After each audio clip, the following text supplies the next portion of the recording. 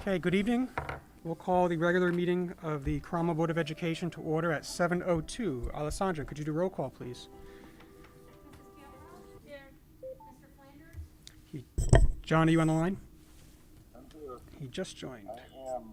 Thank you, John. Sorry, it kept putting the password in wrong. No problem. We're just doing roll call. Mrs. Lamberson? Here. Mr. Matillo? Here. Mr. Menendez? Here. Mrs. Murley? She will not be joining us tonight. Mrs. Post? Here. Mrs. Russ? Here. Mr. Fortenbaugh? Mr. Meadow or Mr. Ireland? Roll call. Okay, thank you. Okay, approval of agenda. Relatively light agenda tonight. Is there a motion to approve the agenda? Motion by Catherine. Is there a second? Second by Dipty. Comments or questions? Hearing none. All in favor? Aye. Opposed? Abstentions? The motion carries unanimously. Okay, celebrating our faculty staff. Dr. Macri. Good evening, everyone. First, I would like to invite Mr. Kuckel, Andrew Kuckel, our high school principal, up. We cannot possibly thank our school nurses enough for the work that they've been doing over the past, a year and a half? It feels like 5 years. But Mr. Kuckel, in particular, is going to be celebrating one of our very special nurses. Yeah, I'd like to have Nurse Jen come on up, just stand, next to me here as we acknowledge her. Nurse Jen is what we affectionately know Genevieve Stabe as. So it is my privilege and honor to recognize Cromwell High School nurse Genevieve Stabe. Nurse Jen has been with CHS since January 2020 and instantly made an impact on our CHS community. Little did anybody know how the role of school nurse would be transformed by March of that same year. She is extremely knowledgeable, detail-oriented, and is the consummate team player. More importantly, our students feel safe coming to her office when in need. Nurse Jen has immersed herself in our CHS community, and our student body has responded to her warm personality. Running the nurse's office in the age of COVID has become, at times, a thankless job. Thankfully, for CHS, we have a level 1 trauma nurse who is unfazed and calm under pressure. When not consumed by contact tracing, she makes great efforts to attend football games and other athletic events.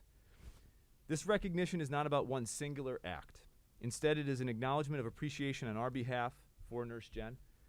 We've been in many high-pressure, tense situations, and I know I speak on behalf of administration and staff in saying there's no one else we'd rather have working beside us in those situations, keeping our students and school community safe.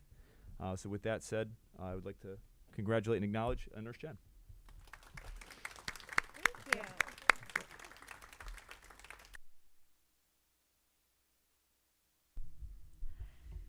Agreed, Nurse Jen.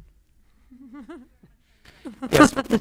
Please accept. I really love working with all of you, and I certainly have. Nurse Jen is not big on public speaking.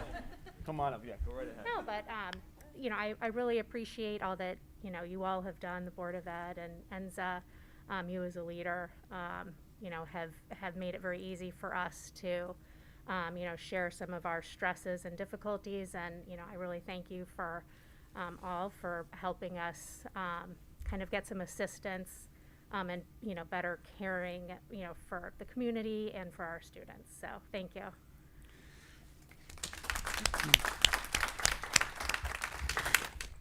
And on behalf of the entire board, thank you very much. Okay, next. Okay, next I'd like to invite Mrs. Cochiola to celebrate faculty and staff. And Absolutely. Good evening, everyone. I would like to call Nas up to the podium, please. Come on over, my friend. I can't tell you how honored I am to be able to bring this young man to the podium.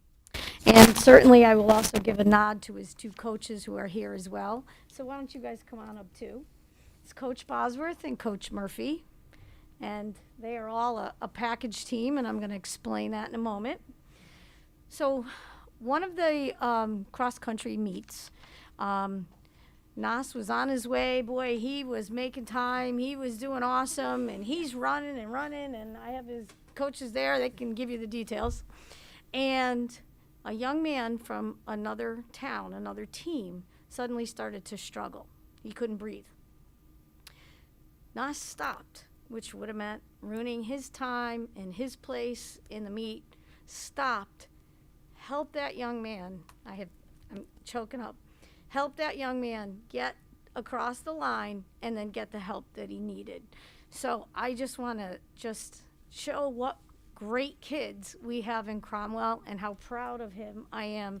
That what a character, and that's going to serve him well the rest of his life. So I thank you, and you are awesome. Thank you. You want to say a few words?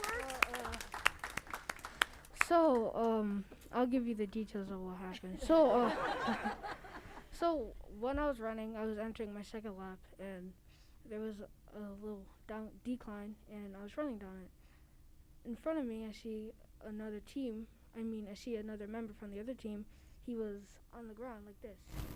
And then I said, "Are you okay?" And then he said I was having trouble breathing. So I went back to get Coach Bosworth and Coach Murphy to tell them what happened, and they got help.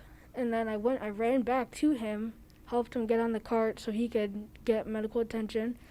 And then even though I did end up getting last place, not getting a good time, but it was all right because at least I knew that I did something good. So that's basically what happened.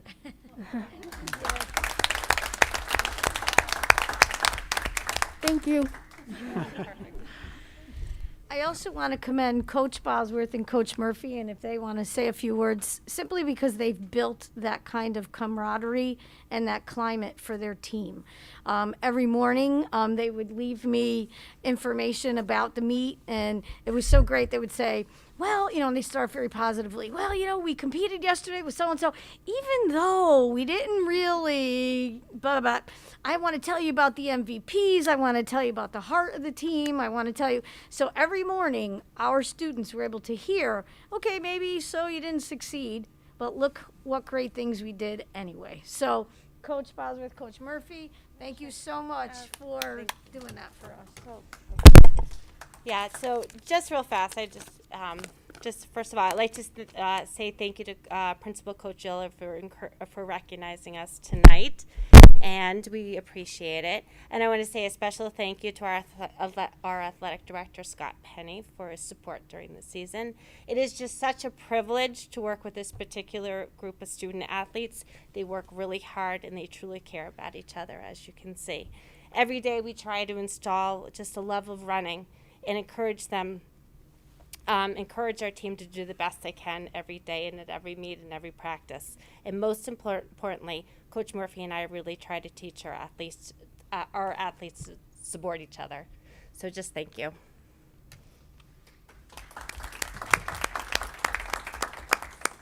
Just to reiterate how honored we are to be recognized here as coaches for the Cromwell Middle School cross-country team. It really is, it's wonderful to work with these kids. They're so much fun. The practices and the meets go by so quickly because it's action all the time.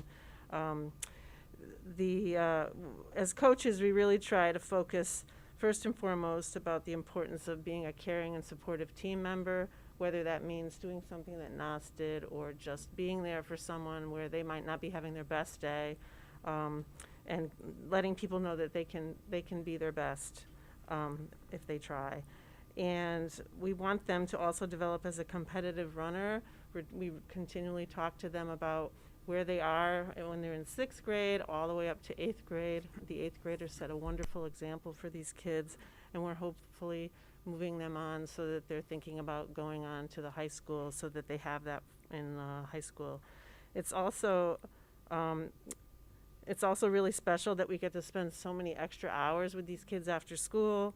We really get to know them. We get to watch them mature as runners and as individuals. Their personalities are all over the place, and that is what makes it so special. And also, it's an opportunity to really get to know a lot of the parents that you might not ever see unless you're having a conference or there's a phone call. But this is really all about the wonderful things about their kids that they really want to see and talk about. So I think it's really important. And that's pretty much it. It's been a pleasure, and I hope to continue on doing this.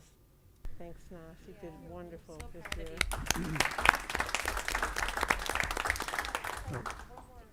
I don't know if you guys know, but Charlie is our new CMS representative, and he is also on the cross-country team.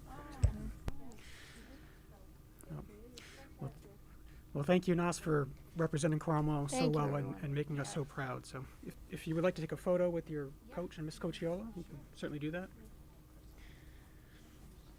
So, thank you again. Okay, to correspondence. Correspondence? No correspondence, I'm sorry. Okay, public comments. Before I read the rules of public comment, are there any members of the public who would like to comment? Going once, going twice, sold. Okay, no public comment. Report from student representatives, no student reps tonight. Reports of liaison from town council and board of finance. I saw Steve. I don't think John is John here? No? Okay. Floor is yours, Steve.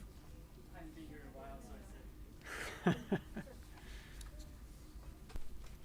so I said. First and foremost, congratulations, Nas. Fantastic job. That's leadership, buddy. Way to go. Excellent job.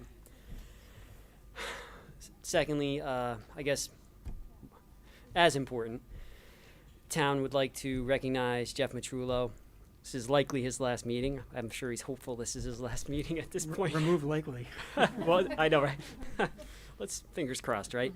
But your dedication, and you know, your work ethic for the town. We absolutely recognize you, and we appreciate all that you've brought to the community. So thank you, Jeff. Just one quick. I don't know. I've been in contact with Mr. Cuckle. We've been working on a community calendar. It's actually been placed in the hands of the senior capstone project. Junior capstone project. It's going to try and coordinate the town hall, the sports, the board of ed, all of the different meetings. Try and put it in one location so that if people are trying to organize plays and band concerts and trick or trunks and all those things, it's going to be in one spot shop. You can look it up, and once it's put together, the beautiful thing is that it can be a repeating program through the capstone project for the juniors or seniors that particular year. So I'm hopeful that I'll have something maybe by end of December, beginning of January is probably what we're talking about, maybe something like that. Yeah, it's a year-long project. So it's a work in progress, but I think it's something that's that people have been asking for historically, and I think will be a huge asset to the town of Cromwell going forward. So thank you, Jeff. Thank you. We appreciate you. Before you step down, any questions for Steve? No? Okay, thanks, and obviously pleasure working with the town council, and I've been going to the town council meetings as the board of ed rep, so I've always enjoyed that, and thank you for having me Appreciate there. you, Jeff. So, Thank you. Thank you. Okay, superintendent's updates and responses to BOE comments, action items from prior meeting. Dr. Macri. So quickly, it is a bittersweet evening. I feel I'm starting to get a complex. This is in 3 years, the second board chair that is divorcing me. However, as Mr. Fortenbach just said, it has been an utter, I cannot explain the pleasure, and I am so thankful for Chairman Matrullo and for everything he has done for all of us during the pandemic. I've spoken about his level-headedness, his incredible availability, even when he is so busy taking care of his family and he has such a demanding job. But he really thinks about every single solitary child. It's not only about Andrew and Matthew that we're about to get. It's about every child in this district.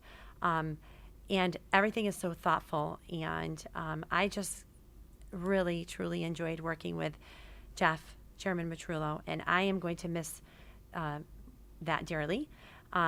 So on behalf of Cromwell Public Schools, he has done this for 8 years. So he really would love to give someone else a chance. But it has been an honor to work with a chair of such integrity, honesty, and just true passion for everything that he does with compassion. So on behalf of the Board of Education, Cromwell Public Schools, all of us, we have a little present for you so that you never, ever, ever forget about your time with us. Oh, thank you. Thank you very much. I appreciate it. Sure. Too kind. Oh, it's all true. Darn it. So if anyone, I'm not sure if anyone wants to say anything. And I'll say on my. Okay. at the end. I'll do Okay. mine. We also have Lindsay Murley, who was with us for 4 years. She's not here this evening. We do have a little, my family laughs at me because I call them prizes. A little prizes, a little something for Lindsay as well. She has served on the Board of Education for 4 years. Again, I can't thank her enough. She was part of the hiring committee when I became superintendent. Very level-headed, always advocating for what she believed was right and for all students. And I'm truly going to miss her as well. I know it's time to give other people chances to serve, but it'll definitely be a great loss. And I would like to also thank Board Member Lou Menendez, who stepped up to the plate at a time when I don't know if many people would have stepped up to the plate to become a board member during COVID. It was difficult, and he really advocated for things that he felt strongly about. And I'd rather have someone on a board who feels strongly and is convicted to the music and the arts and everything that he feels very passionately about. And again, advocating for the students and being one of 2 of our board members who no longer has students in the school system. He did this truly because he wanted to. So I thank you very much, Mr. Menendez, and hopefully we'll be seeing you in other aspects in the town. And there's a little something for you.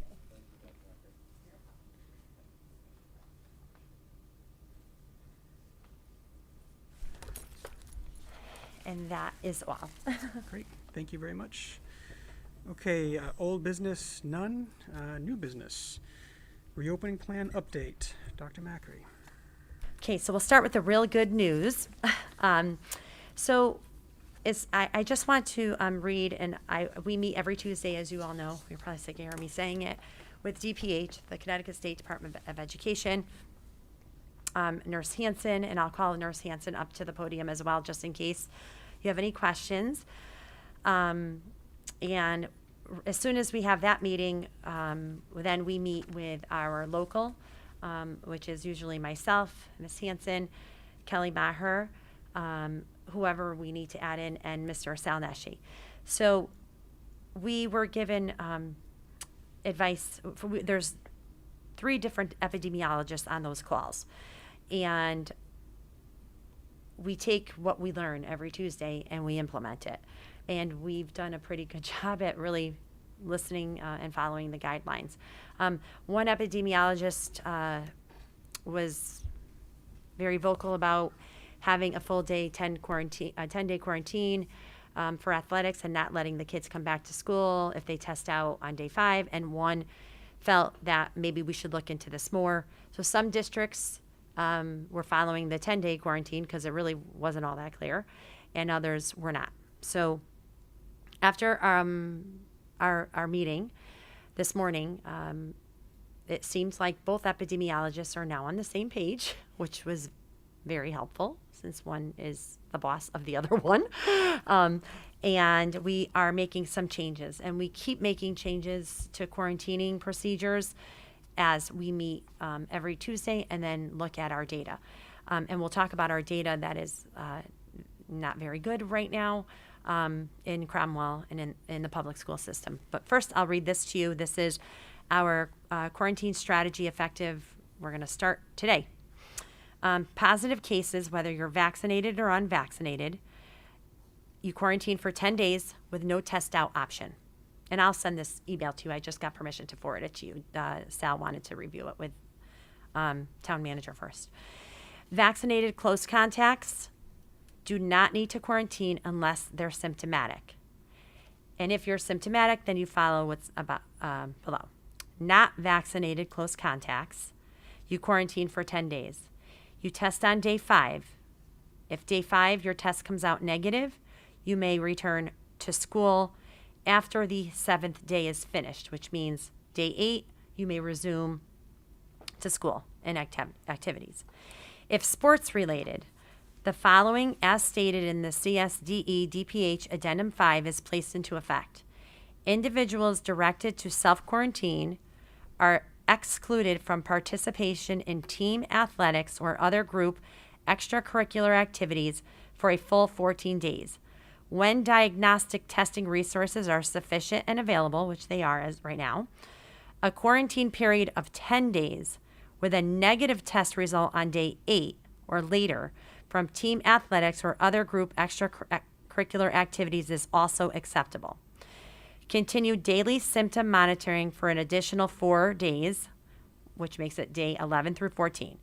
If any symptoms develop, immediately self-isolate, contact the local health authority and healthcare provider.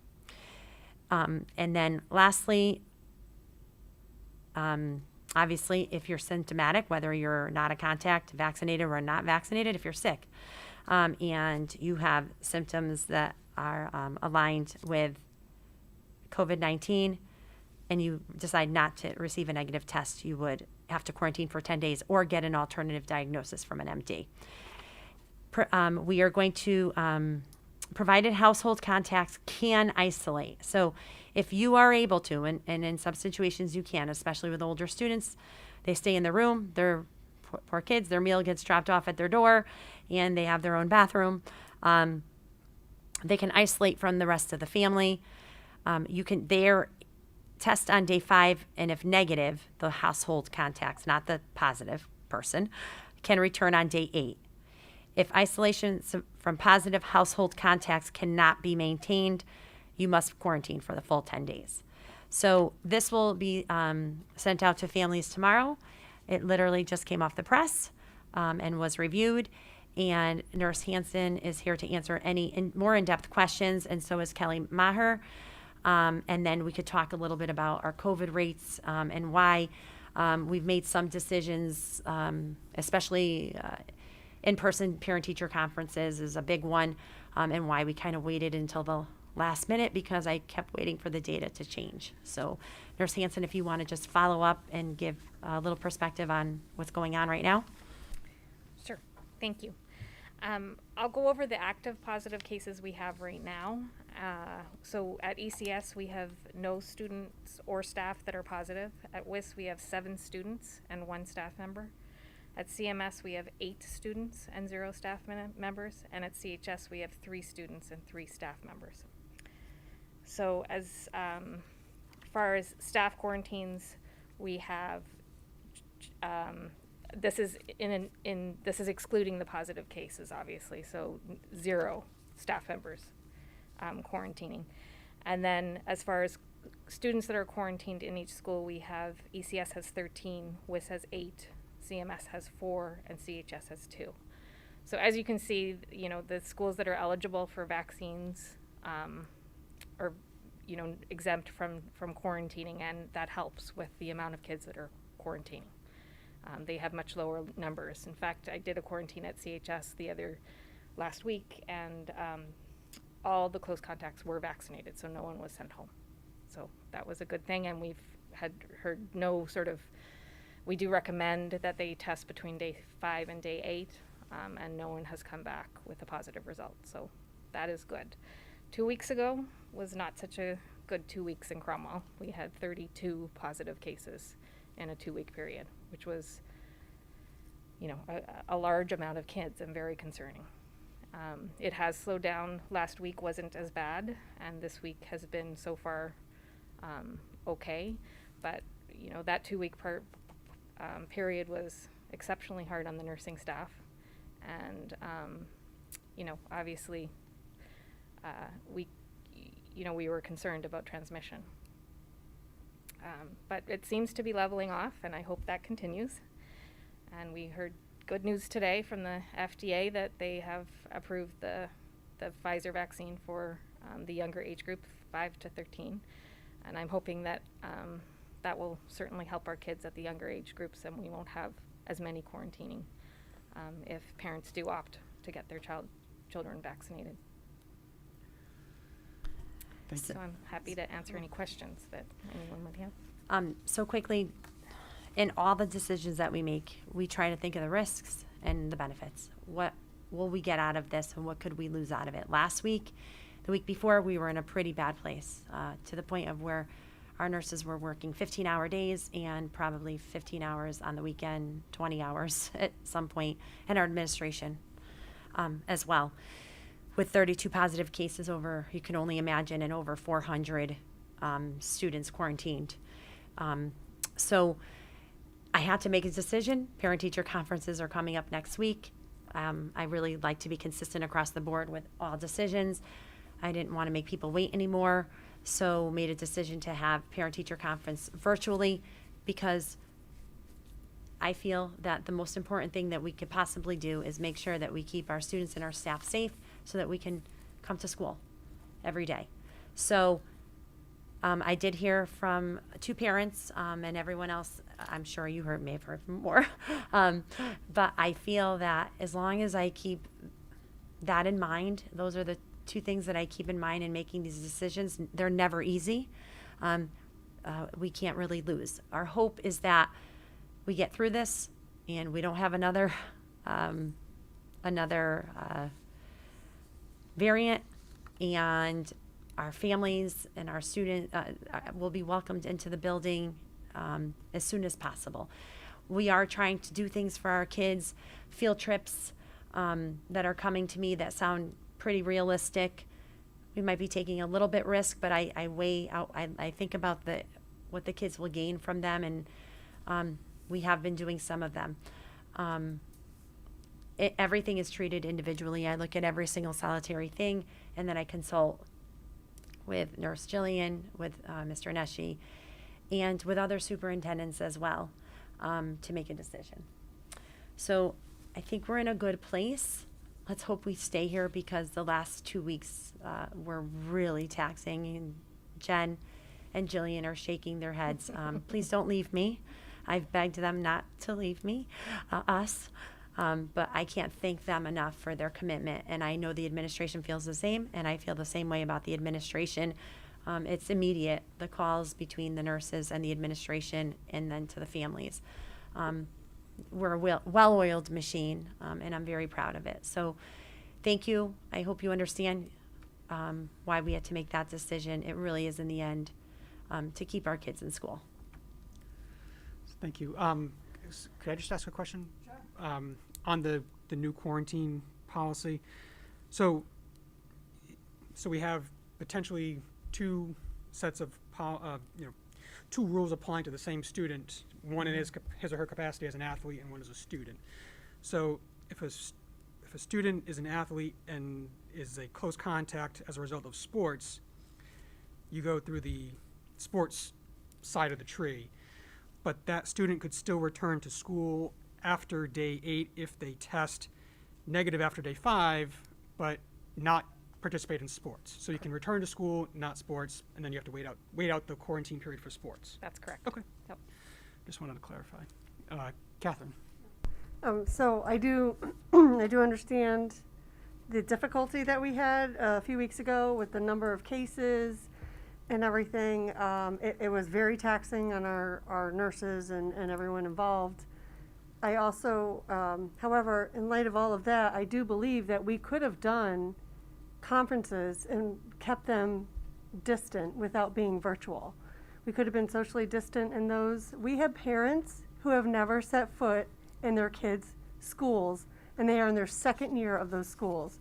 And it's very hard to make a connection and to support your child when you cannot meet with a teacher face to face.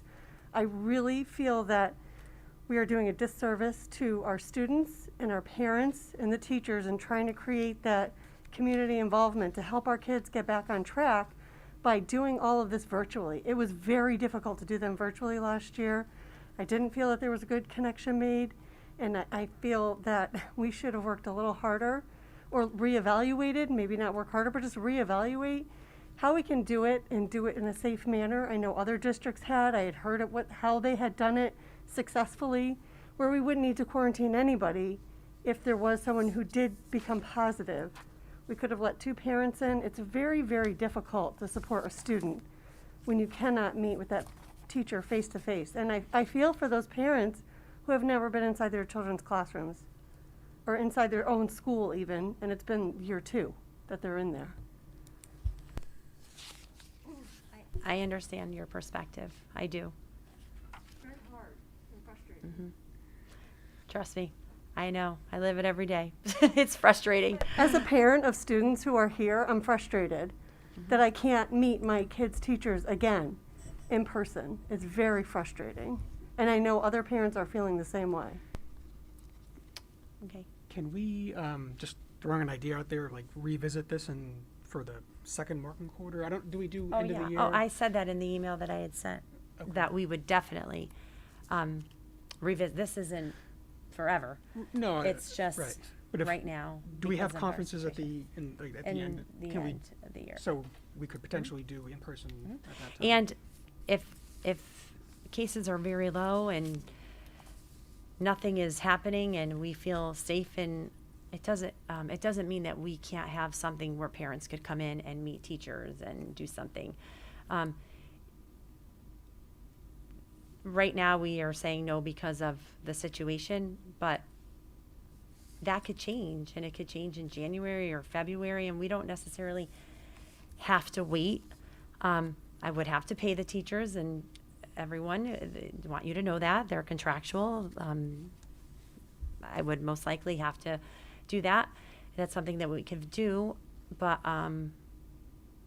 if there are parents who really would like to meet with teachers face to face, and the pandemic is slowing down, and they have a reason where they, whatever their reason is, I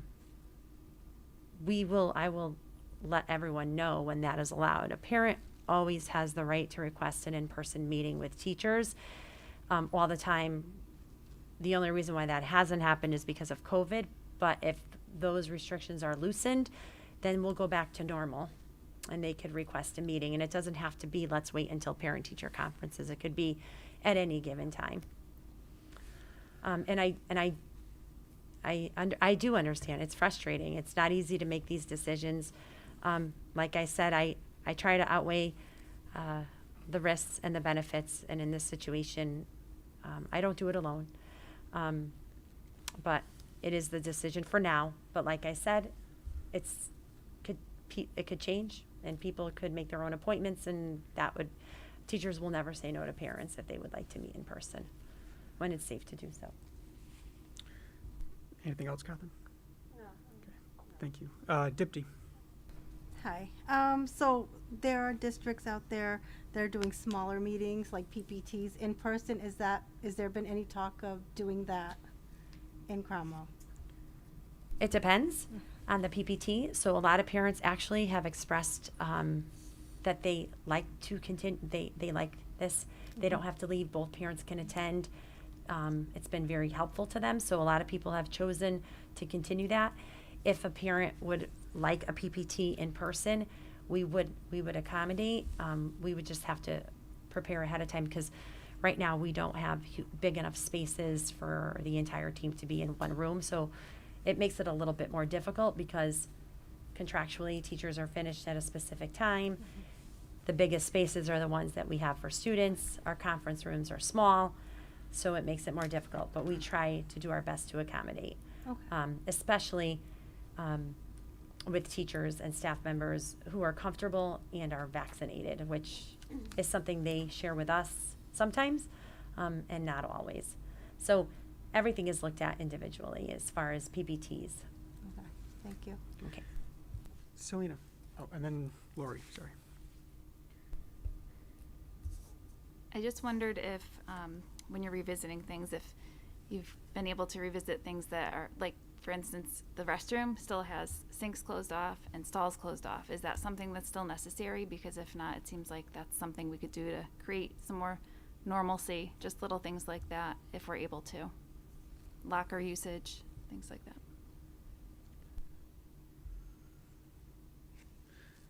Anything else? Lori. Yeah, I'm just wondering the impact of parents participating in virtual versus in person. Just speaking on the experience from open house, the classes that I joined in, I was on several of them. I was one of maybe 2 parents, one of 3 parents, and I just noticed a lot of parents didn't join on, and I just didn't know if that was because, you know, in the past when I've come to open house, it's been pretty crowded, so it was a big difference. So I'm wondering for conferences if the same thing might happen. So you're saying that they're signing up? Yes. Okay. Because okay. Because I was going to say, if that happened again with the conferences, would you consider, if there were parents that really wanted to come in and have that face-to-face, if you would allow that? The parents have been actually, many parents have been really happy with it. We did not see a decrease in participation. Correct me if I'm wrong. I don't believe that I was. I am. I remember asking. But for open house, definitely, I mean, I don't know what other people saw. I can just speak on my experience. There was nobody, it was awkward. There was Lori, no. do you mean in compared to, excuse me, in compared to last year's virtual open house? Because I did notice last year's virtual open house had a lot more parents than this year's virtual open house. So my question is, are you asking, is this year's conferences a lot less sign up than last year's conferences? Yeah, well, I didn't do the virtual. I had trouble last year getting on. I wasn't able to log in. I was having trouble. So I'm comparing open house this year to in the past when we were here in person. Mm-hmm. You know, the halls were packed with parents. To go to the way it was this year, there was a couple times I was the only one. Mm-hmm. Then there was another one I was one of 2, one of 3, and it just was weird. And is that because the parents didn't want to go, didn't want to do it virtual, or I don't know. Like, was it like that in all the schools? I don't know. I did experience that as well, Lori. It's not just you. I do remember that, feeling like I was one of 4 people for open house. So, the reason I'm bringing that up is just I didn't know if that was going to happen again with conferences too, because then you're really losing so much interaction with parents. That's crucial for the success of the students. So, I agree with all of what you're saying. I have reason to believe that we have a big constituency of people that if we had open house or in-person conferences, they wouldn't show up because they'd be afraid to come to with all those people. It's just the decision for now. Like I said, if things slow down and we have parents could always make appointments to meet with teachers. No one's ever going to say no. And it doesn't have to be just at parent-teacher conference time. It could be all the time. Because as much as, I know you don't want to hear me preach, but I'm going to say it anyway. Being involved in your child's education, coming to parent-teacher conferences is really, really important. However, the research doesn't say anything about the families who you show up for twice a year, once a year. It's all the time. It's being in constant contact and communication for whatever works for the teacher. Most of the time it's for the parent. It's having that constant communication, whether it be via email. The nice thing now is you can Zoom with someone. We have the capacity to do that in schools. So it's that constant. The 1 or 2 times a year isn't really going to make that huge of a difference. It has to happen consistently.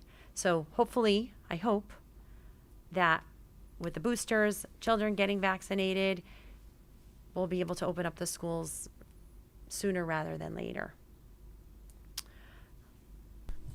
Lou. Thank you. Going back a long time ago when I used to do parent-teacher conferences, I can't remember how long ago that was, but that was to build that bond with the teacher, the parents. It does help. I mean, it does help. I'm all for that. I think that personal attention is very important. I remember being part of it, and that was, I think, an asset. Now, my question is the decision, the administrative decision to do the virtual? Or is it more of an administrative decision based on what's happening today with cases? Are there any restrictions that come to the state? I know for a while parents couldn't come into schools. So is that part of that decision? Does that fall within those state guidelines for parents not being here, or is that just an administrative decision? Everything that comes from the state, with the exception of this, is a recommendation. And right now, the recommendation continues to be to keep people as much as you possibly can out of buildings and not putting in more risk than absolutely necessary. That's the recommendation. I thought about it. Mr. Kuckel called me 16 times. We kept having this discussion. And I kind of waited until the last minute. And then when our cases went up to 32 in 2 weeks, it just didn't make sense to me. It didn't make sense to me. I want to get our kids in school. I want to keep them here. I want them to participate. And I know the parental piece is really, really extremely important. And I believe it takes a village to raise a child. But I don't want to risk teachers being out or kids being out because of something that may not be necessary. But in 2 months, it may be fine because so many more people are vaccinated. And it doesn't mean we have to wait until the spring. We will revisit in the spring for sure. But if it's safer in January and February and they, we could have people in schools, I think that's just as important. And I'm sure our teachers will work with families to accommodate them. But as far as it's an absolute no, it's not. It's up to the locals as far as how much what are the risks and the benefits. Next door, there's only, I think they had 5 cases and didn't do any contact tracing over the last 4 weekends. Meanwhile, our nurses, were not sleeping. They were contact tracing continuously. Sadly, it's moving along to some of those districts, especially on the shore. We're seeing it transition to where they're getting many more cases, and it's past us, and we hope it stays that way. But I don't know. I don't have a glass ball. I don't have a crystal ball. I wish I did. I don't know what can happen next week. All I know is that these ladies here who are working 24/7 along with our administration, I can't continue to burn them out because then they're not able to perform for our children. And that's really important for me to make sure I'm taking care of my staff and looking at the pros and the cons and weighing the risk and the benefits. Believe me, I want it back to normal as much as anybody. Believe me, I want it back to normal as much as anyone else. I know that. Just a follow-up. Is typically the parent-teacher conference run over how long of a time span? Normally? It's 2 days. 2 days. Yeah. So is it possible to look at somewhere like a middle ground? Meaning, are there any other things that could be done? I know Catherine mentioned, spacing, for instance. The room, when you're doing a parent-teacher conference, is between a teacher and the parent, right, individually? Or parents in a room? Depends on the grade levels. Right. Yeah, sometimes it can be 4 or 5 teachers. Thinking outside the box a little bit, are there, have you explored any other scenarios where it may bring the safety level up with the social distancing or some of the screens that they've used in some of the schools to make, teachers feel or give the perception of more safety or something that can be done to kind of get the parents face to face, but a distance like from me to Chairman Matrullo or, in the same room, having that dynamic without putting people in additional risk. So that's something that could be explored, and maybe obviously it'd be smaller segments, right? So maybe that could be done over a couple of different days, additional days. Just thinking that it. So would you like to? We could do that, and we can ask teachers and staff to stay, and it would be a very, very large expense to the district that we don't have. So remember, my teachers, our teacher, everyone, Sure. except for me, is in a union, and have contractual obligations. So if we were to spread it out over a 4, 5, 6 day period, then we would have to assume payment for teachers at their cost. It's Something to look at, weigh the pros and cons. to me, that isn't when I'm looking at our budget every single day and the OT that we just paid out for the 32 cases. It's a lot of money. To me, it's not a wise way to spend our money. I'd rather spend it on our kids. That's one thing. The reason why we can't do we've thought about all of that. The shields the research on the shields, they don't make a difference. And it's very difficult with teams, if teachers are meeting with a team of teachers, right? And we don't have one space for all these different teams to meet with teachers. I wish we did, but we don't. Just ideas. Yeah, You believe know, me. I know Well, that. your answer was, your question was, have we explored? Yes. Yeah, that's it. Yes. Yeah. But I've gone to several parent-teacher conferences because I've never missed them. They're always spaced every time. Even pre-COVID, I was always spaced out from a teacher. I never sat close to a teacher.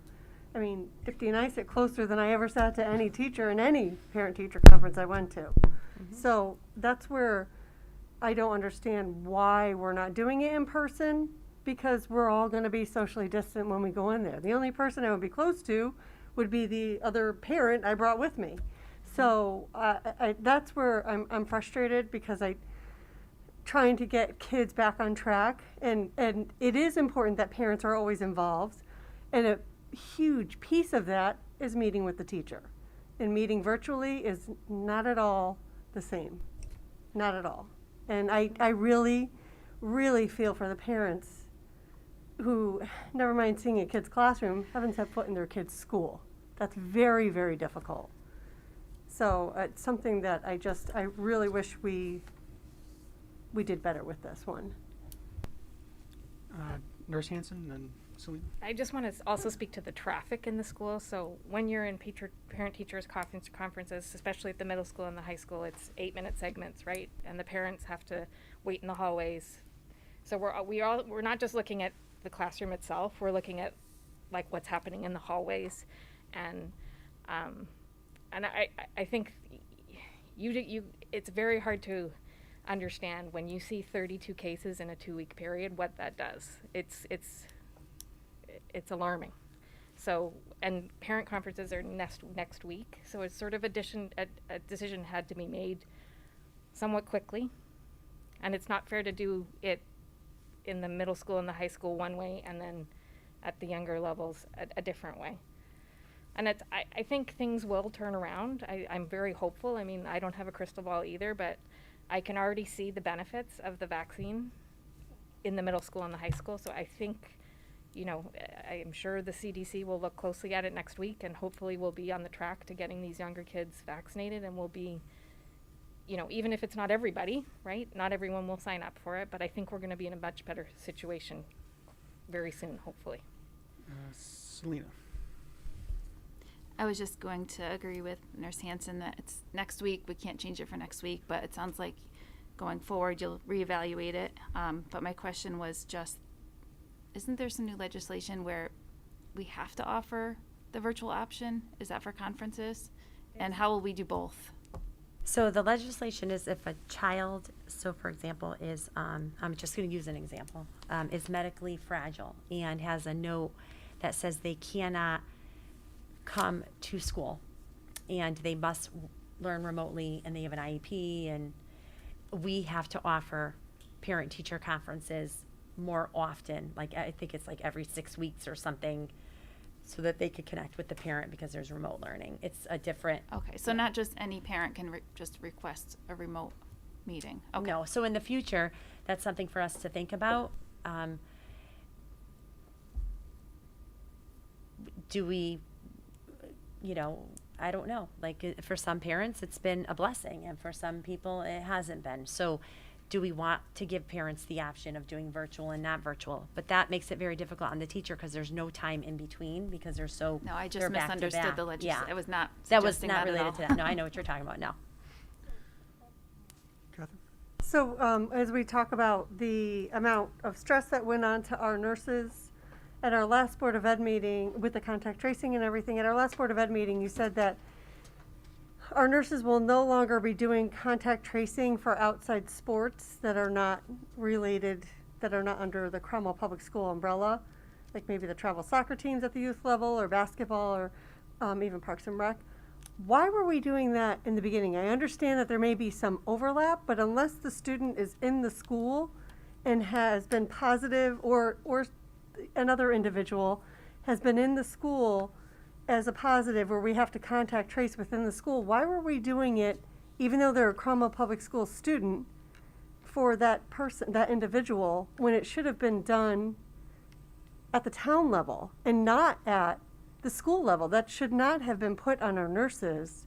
So I'm just confused as to why Mr. Neshi didn't have himself and others working on that from the town level, and that it fell upon our school system.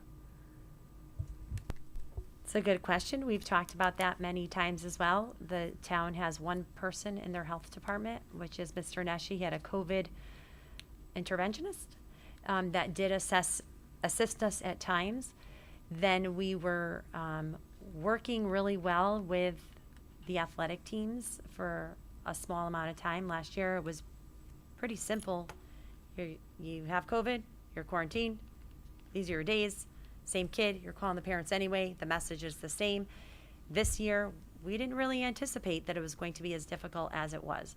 As soon as we anticipated that it would be, we had to put it back on the town and the coaches to really do that work, which just happened this year. Last year, we were calling the same kids anyway. We were giving one date, and Jillian, if you want to just chime in and tell your perspective. As soon as we realized that it was... But if a student, if let's say there was a team, let's say a soccer team, that outside outside of our yeah. school district, but the majority of the students, because a lot of times there may be a correct student or a private school student, majority of the students are Cromwell Public School students. And so we're going to make all those phone calls. No, they make the calls. So it goes back to... We still have to make calls to the families to let them know how their child is going to be educated, right? Okay. So it falls on them, the coaches, to make the calls. And some coaches were adamant, which is they didn't want to tell the kids that they can't come to school. And then Mr. Neshi got involved and said, you have to tell this family that they are quarantined from life. That Right. means school. Isn't that his job, though, as the health coordinator? He told the coaches that. Some coaches didn't want to. He spoke to the No, coaches. but That I was thought his it would job. be his job to tell the players that they couldn't. No, his job is the coaches have to have a process in place. He meets with the coaches, but you could call him and talk to him about Yep, that. that's I don't fine. want to talk for him. Yeah. The problem with us with this year too is that not only are you quarantined, but then it used to be you automatically knew you'd go on to remote. It was a pretty easy, simple thing. Now it's a little bit different.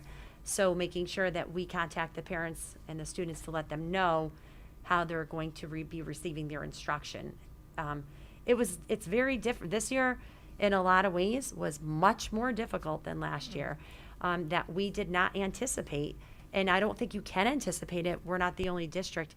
We did our best to hire people since the beginning of the school year to support. There's no one out there. No one wants to do this because we're asking you to work weekends. We were trying to I was trying to keep everybody in school, and I was trying to keep everybody safe. And, you never win. You're damned if you're doing, you're damned if you don't. That's the situation right now. Forever, it's not just me. There's 168 other superintendents that we're damned if we're doing, we're damned if we don't. I wanted to keep every single solitary child and adult as safe as we possibly can. And we continued along those lines. And some people, parents, don't want to know that their child is a close contact. They want them to keep coming to school. And some parents will literally, if you don't let them know that their child that there was a positive case in the school that day, are very unhappy with us. So there's no, we're doing the absolute best that we can. I'm proud of what we're doing. We have been able to stay in school. I never will be a perfect superintendent, but we're doing the best that we can. And that's all I could really say. I think you have to also appreciate like just some of the circumstances that we have that so you can imagine there's lots of outside sports athletics in different towns and in Cromwell, and they all have their own way of dealing with the quarantine, and they're not always the same, and they're certainly not the same as what we would do. And so and some of them don't even have any protocols whatsoever. So when you ask them to give you a list of who was in close contact, they say, I'm just a volunteer coach. So, and you have to, I can appreciate that, because if you have kids and you volunteered, you know that you didn't sign up to contact trace as well. Your child, so I'm sorry. Yeah. So what if your child is, you have to think of it this way too, the first grader whose child was exposed, 4 days later, that child becomes positive. They're sitting next to your child. Now they're 3 feet apart, which is why we did see some transmission, and it was because of what was happening on the outside that it was coming in on the inside. So as a parent now, and I have some parents in this room that I've spoken to, you knew your child was getting tested. You knew, you sent your child out on the field, you played, and then the school had didn't really do anything about it either. Now you're upset too because you put your child's health at risk, and then your child's out for 10 days or whatever the time is. So we try to do our due diligence. It's not a perfect science. I wish it was, but it's not.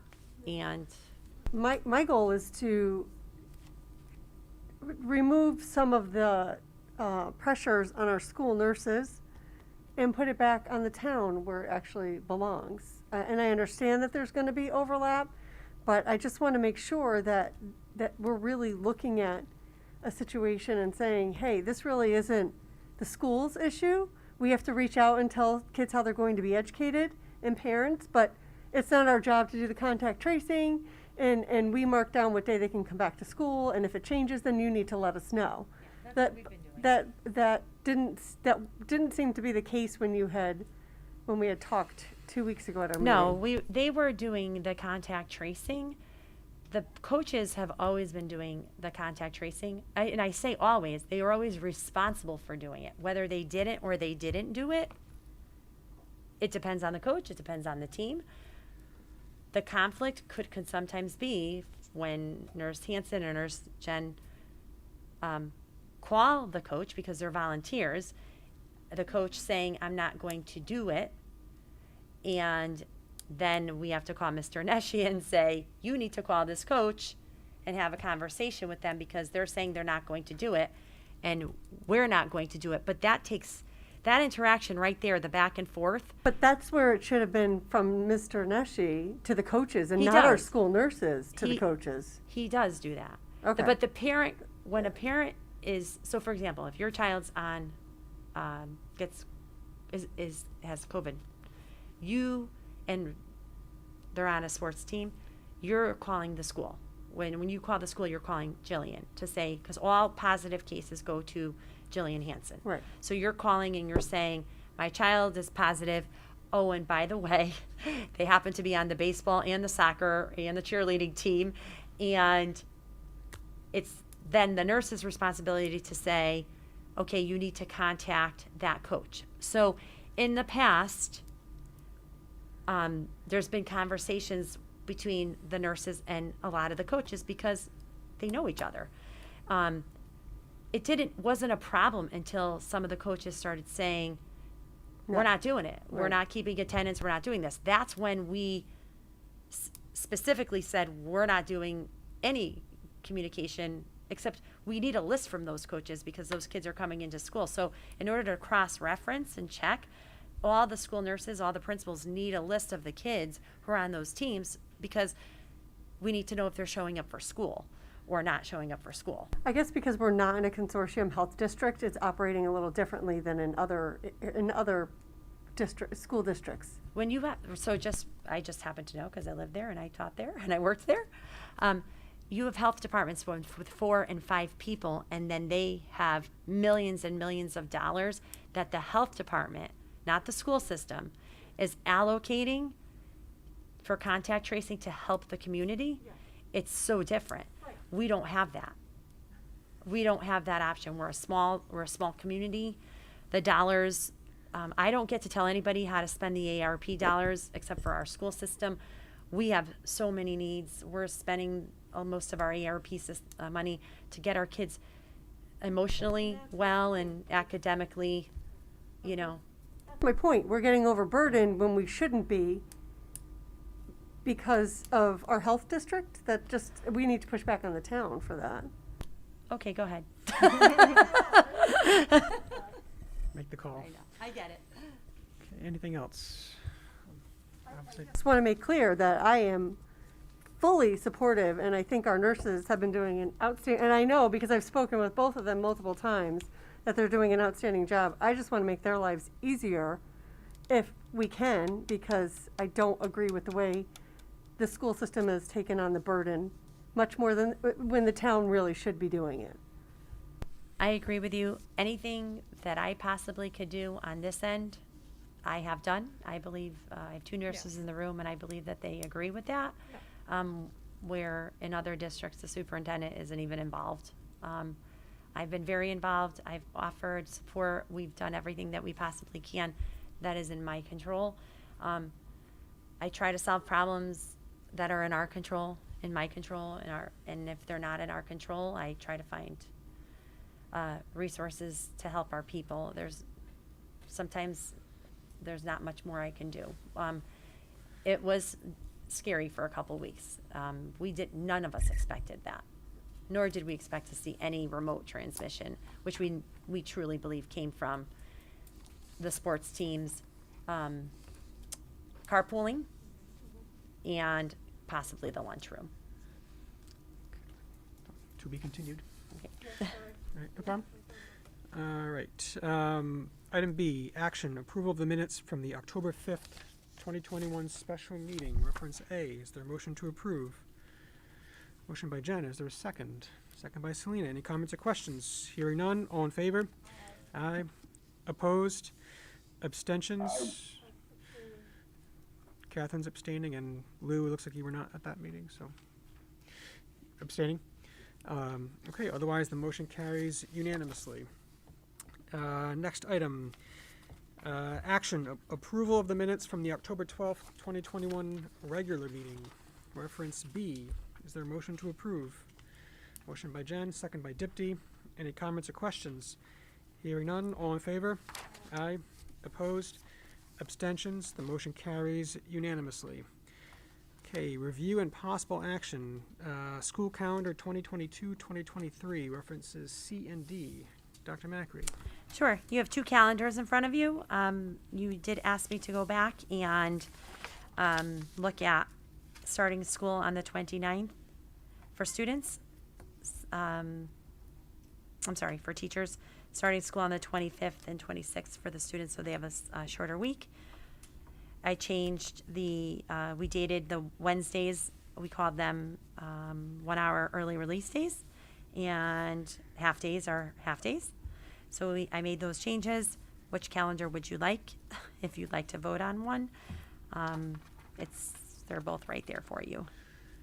Okay, so just to recap, so if we start on the 31st as the first day of school, the last day of school is June 13th without taking into account any snow days. Correct. Catherine. Can I do a motion to approve a calendar in reference D? Which is starting on the 31st for students? Sure, make a motion. So is that a motion? Is there a second? Is there anything else that's changed that's material that, just All right. pause for one. So we have some questions. So Lori, do you have a question?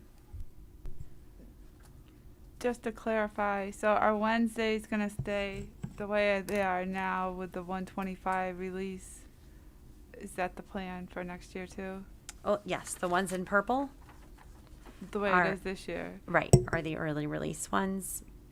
And except for when it's a half day. Except for when it's a half day, then it's a half day. So it'll always be either early release or a half day on a Wednesday. Or parent-teacher conferences, that could be an early, that could be But an that early would be release. a half day. Yeah. Vacations. Right, it'll be one or the other on a Wednesday. Yeah, let me just double check. Unless it's a vacation week. I want to make sure I'm looking at the right one. Hold on. Unless it's a vacation week. Yeah, the 12th. The shortened weeks don't have it. Yeah, Like some of 'em. September, the week of September, it's Labor Day, and the following week don't have the early release. Oh, they, Yeah, so there's they're a not- few in So there there's that are some not. that are in there that are not early release or half days. Okay. So that's just gets. Okay, so in September there, the 7th would be a full 225 dismissal, and then the following Wednesday would be 2 on the 14th. Yes. So So 7, then you wouldn't. 14. What's the reasoning? Just because there's so much going on, Okay. and we don't really want to start off that way. And then we're like, trying not to do every single solitary one. Okay. I'm sure our teachers would be very happy, but at the same time, just trying to balance out all the needs. So I just want to say thank you very much for changing what they're called. Yeah. To half days and early release, because early release, early dismissal was Yep. too confusing. So thank you. You're welcome. Jen? It just looks like Good Friday's wrong on both of these. Oh, I think darn. it's the We looked 7th. at this It's the 5,000 7th. times. Which The 7th is 2023. 2023. Good Friday is the 7th of April. Yeah. April 7th is Good Friday? Of 2023? Yeah, you have it as the 15th, but that looks like a Saturday. Okay. We looked at this. Okay, we don't care about the other one. Let's not even look at that one. Let's look about at the June 13th one, so I make sure Alessandra and I get this right. Okay. Oh, there is no. Good Friday is to be highlighted. Which would make the last day now the 14th. Right. Because if I know school. Yes, because we have to do 183 days, so that would make the 14th the last day. Unless you accounted for that somewhere else. I'll go back and have Lisa and I looked at this so many times. I don't even can't even tell you, and we didn't catch that. Wait, April So I'll count them through. Good Friday is April 15th. The 7th. It's wrong on the calendar. It's wrong. It's not the 14th. It says April 15th, but that's actually a Saturday. Yeah. April. Hold on a second. April 15 is not. It's April 7th. Are we positive in yeah, I just checked. 2023? It is. I You just checked. checked. Okay. So do we always have, so would the recess go to the 3rd, from the 3rd to the 7th? Because we don't usually have an extra day like that in the recess. Sometimes it Sometimes we happens do? this way. Yeah, it does happen this way, which means then we'd have to change. I'll double count the days again. We've counted the days so many times, but it should be the last day of school. Then would be June 14. If I can. Yeah, the snow days will be. Yeah, it could land on a Friday. If it, right. Good catch, Jen. Anything else, Jen? Selena, did you? Jen, we Selena, looked at this today too. Why didn't you? I need to have you sitting there with it. Selena, did you have a question? No, okay. Okay. Okay, so this Good Friday. So do we want to move on this now or push it back? Okay. We can always adjust it. Okay. So, Catherine, do you want to remake your motion? Sure.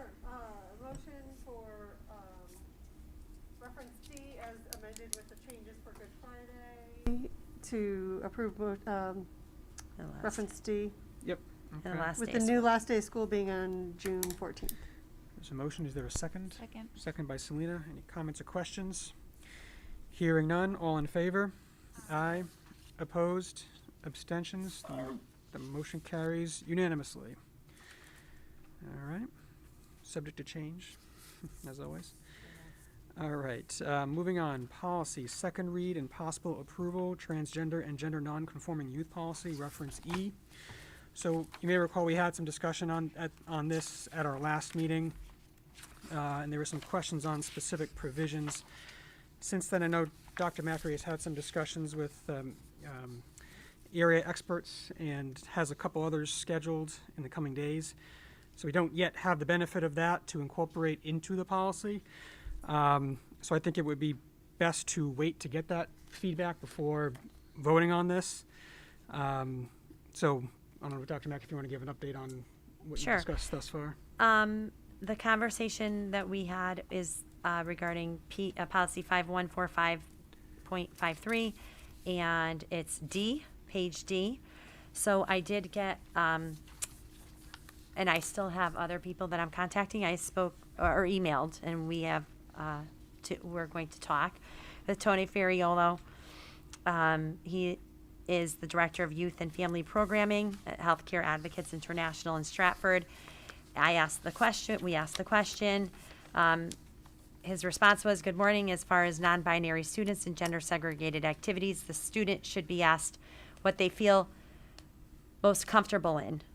As far as sports is concerned, the CICAC is very clear. Non-binary students will be on the team where they feel most comfortable. They cannot switch mid-season, but can in the next year if they need to. And then I feel that this practice should be followed for all segregated activities, all gender segregated activities."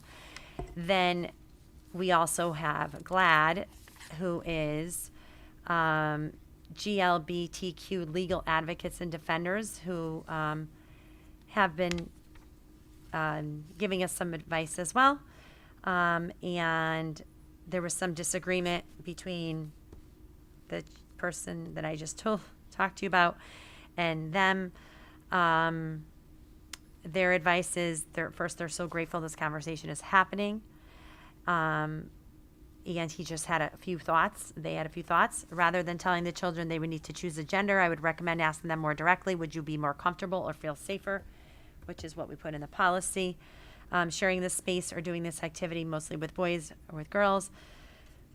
This way you are not inauthentically asking them to choose a gender which they identify. But then again, some of the thoughts were, I'd be interested to hear if others think this is a workable approach, or if you think it's all different from just asking students to pick a gender, even though it might make people uncomfortable. The policy piece where I get lost was the point highlighted by Tony, by your choice is fixed for a period of time. I worry about the implication for the young binary children who may be struggling to find footing.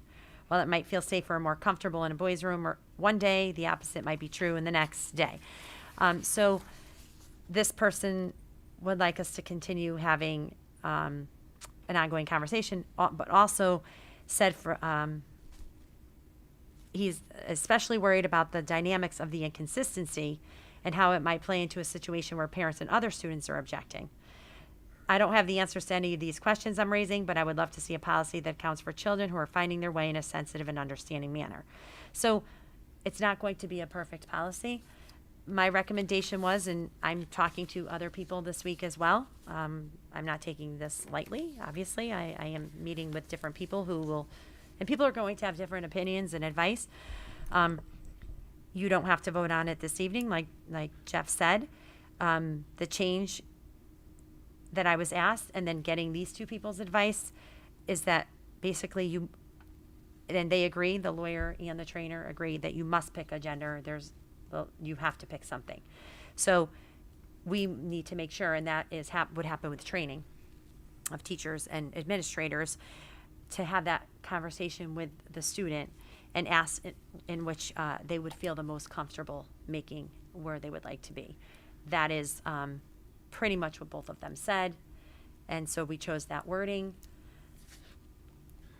and that's what I'm bringing to you today. So like I said, I still am talking to other people.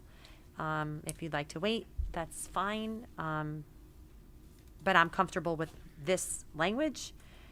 But I think it's important for you to have an open discussion with each other, and let me know how you'd like me to move forward.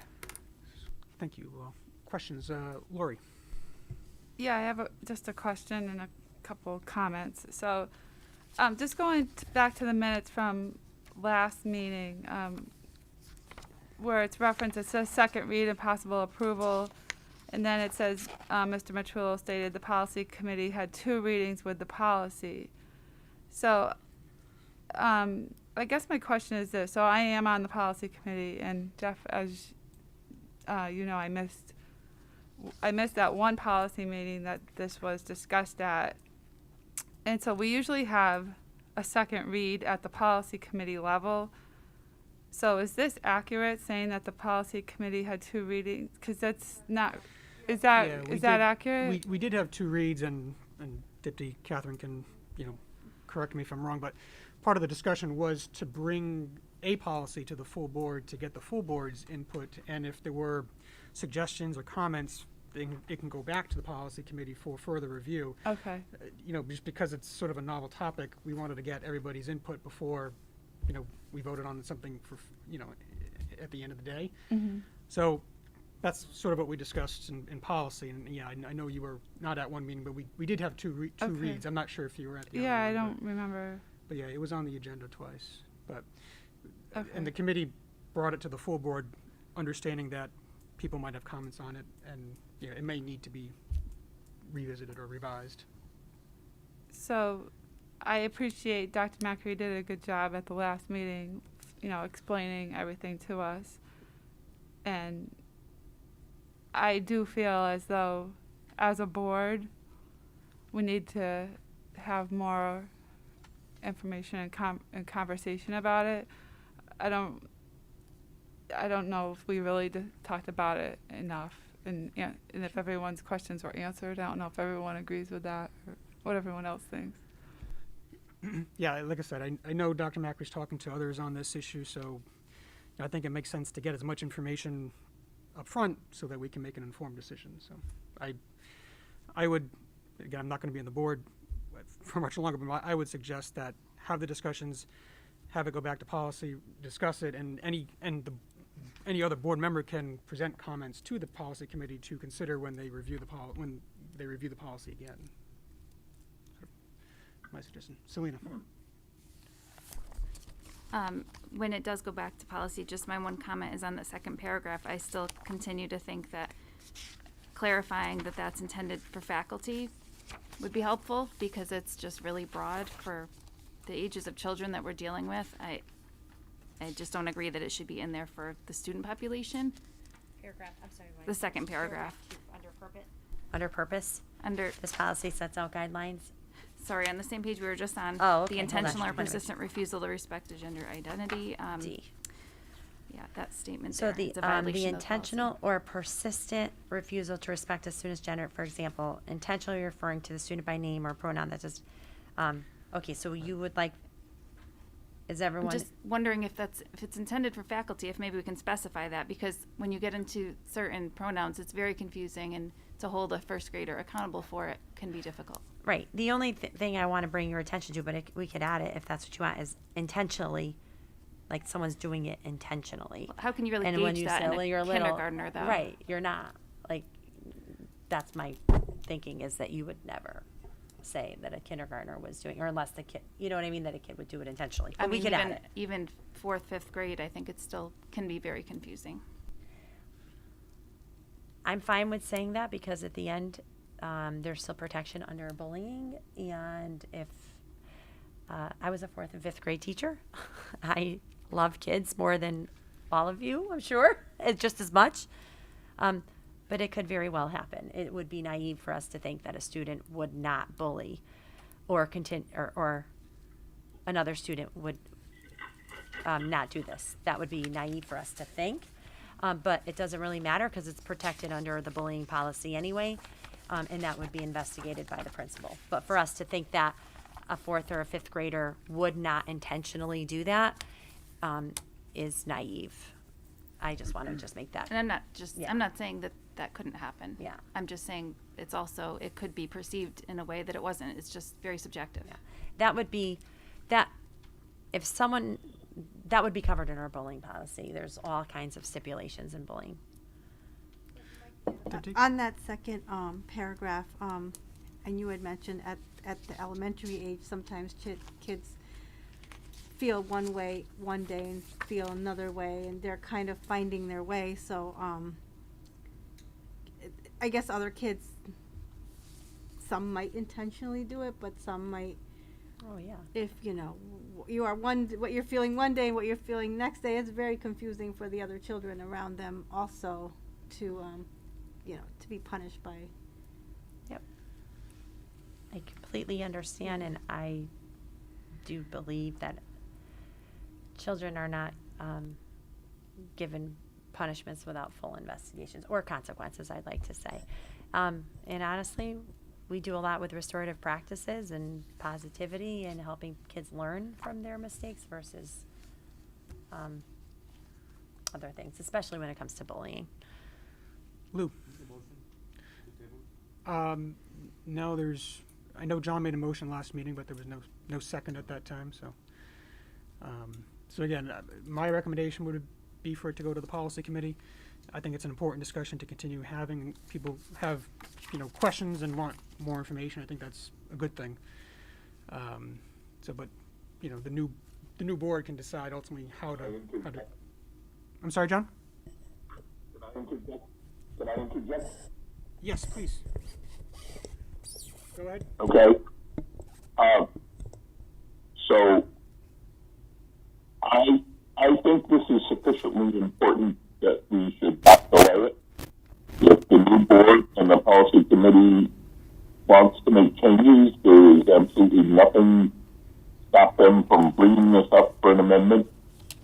I think it's perfectly fine with the addition of the word intentionally as described, and I so move.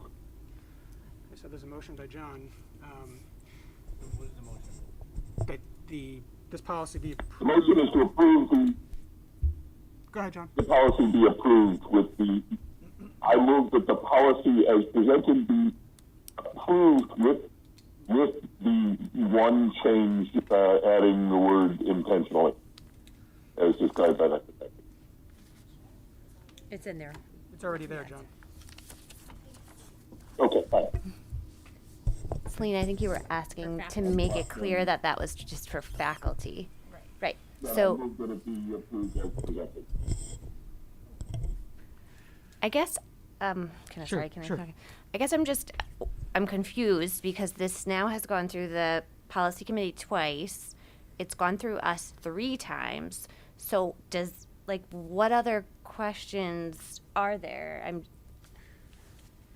Well, from the policy committee's perspective, again, I think the idea was to bring it to the full board for everybody's consideration.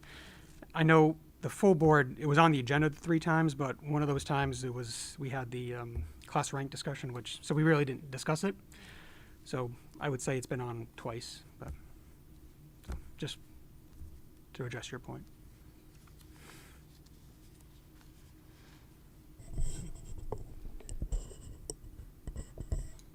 So there's a motion. Is there not more conversations, Dr. Macri? You have more conversations scheduled? I have. With any professionals?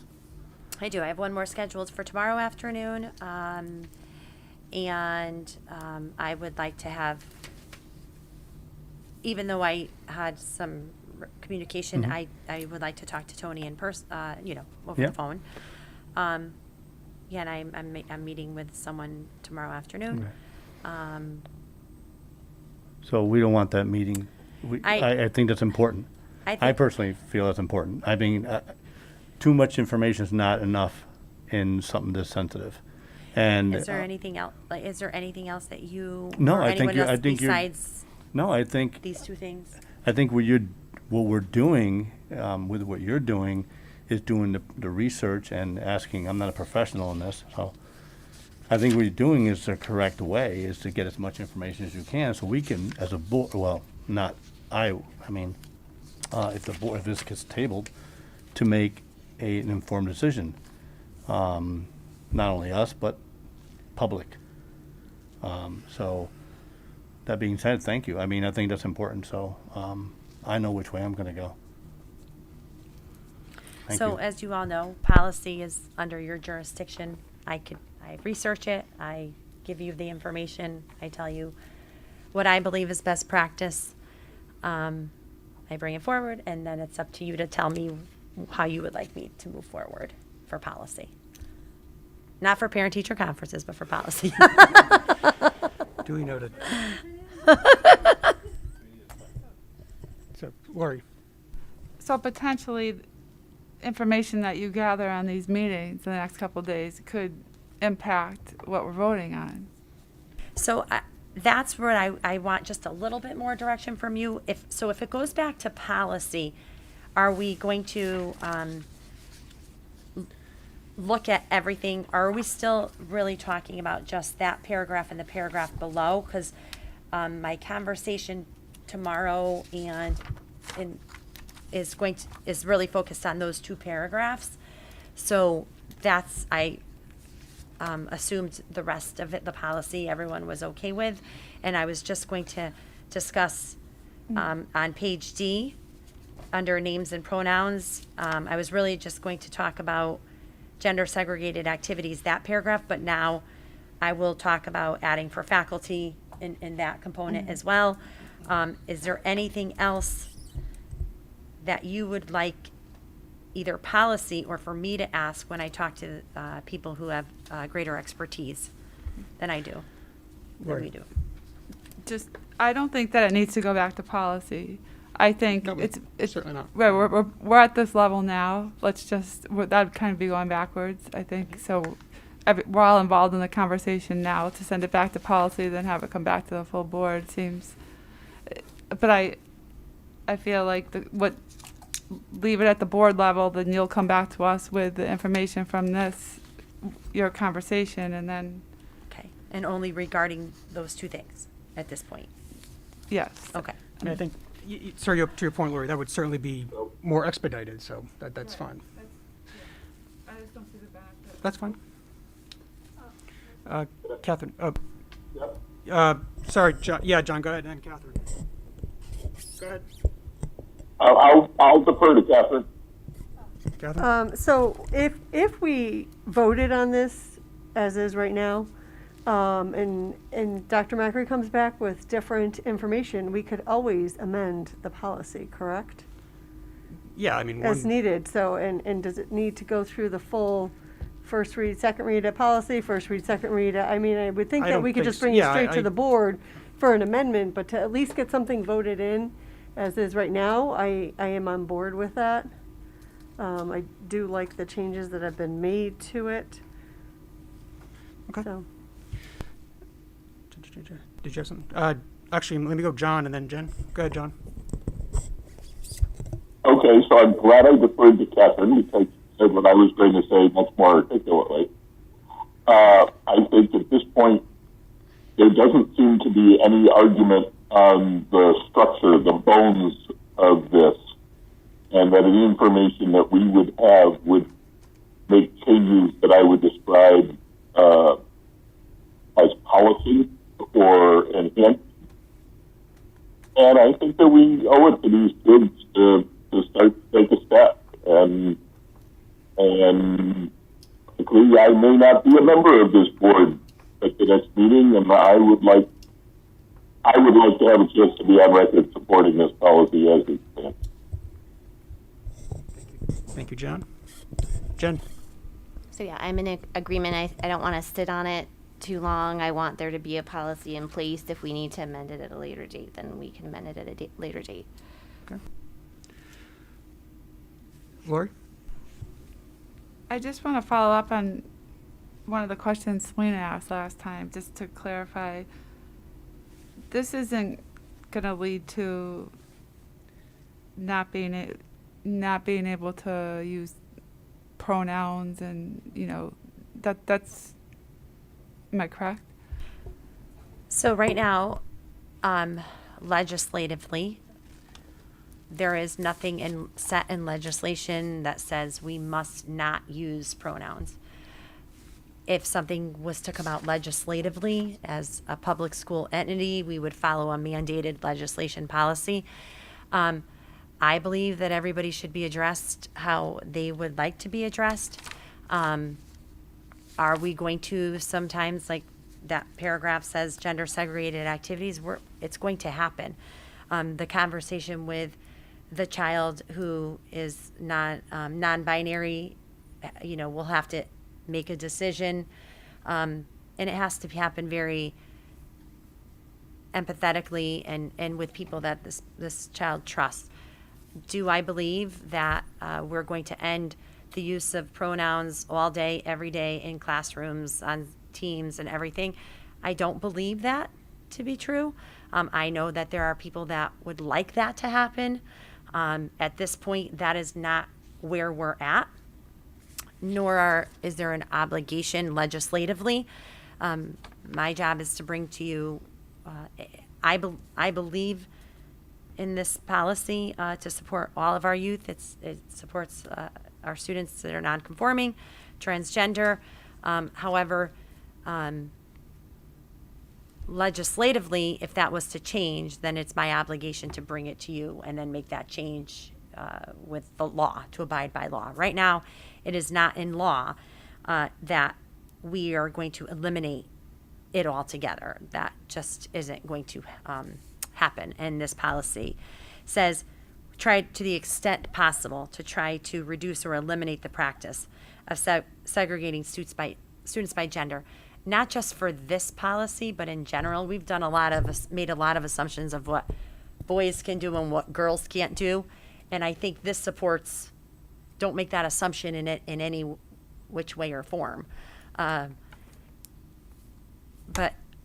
to your point, is this going to happen and no one's going to ever use he, she, and just always use they and address, no, and the child should be addressed as to which pronoun they would like to be addressed by. What about the boys and girls? Selena had asked about that last time too. Well, our teacher is going to, it happens still. You hear it less and less and less as you walk through. Teachers are getting trained. They're using words like friends. They're saying everyone. They're saying my wonderful students. To be more inclusive. That isn't, I don't believe, just because of this policy. I think it's just become natural over the last 5-10 years in education that we are very careful about that. Will it end and teachers be reprimanded? And no, that's not going to happen. It's just some teachers just don't use, they've already changed their practice. And I know I referred to my students as friends.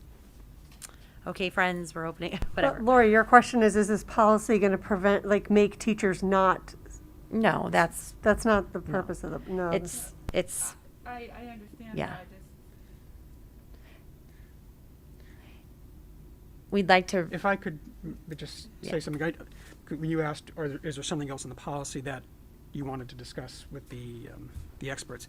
And I think in that paragraph under gender segregated activities where it says schools should reduce or eliminate the practice of segregating students by gender, I just would want some clarification on what that means. Like if a student is transgender or gender nonconforming, I think the other side is students that identify as boy or girl should be able to identify that, and the classroom shouldn't become like neutral for everybody, I guess is my point.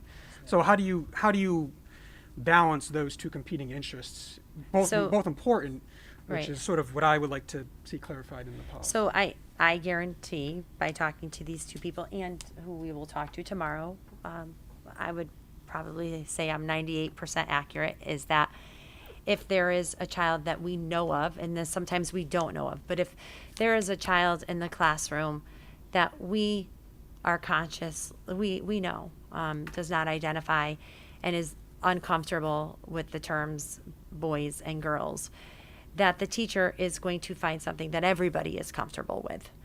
I believe that teachers do that naturally all the time, not just about gender, but about everything. They're very conscientious about talking about if the student was to lose a parent or a grandparent, that's our job as educators.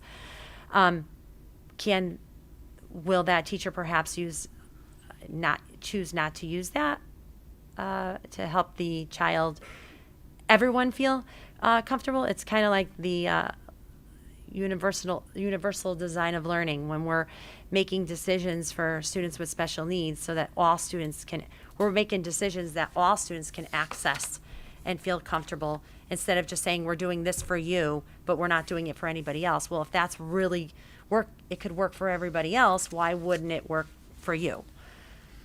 That's kind of what we're that's part of the training. I'm not gonna lie to you, that's part of the training. I'm sure Jen's received it and she could talk about it a little as well. If you'd like to, that is part of what we try to do as educators, to make everyone feel included. If there's no known non-conforming student in the classroom or in the school, which I believe at this point most of our schools, we have some idea. Will the teacher perhaps continue to say boys and girls? They might. There's no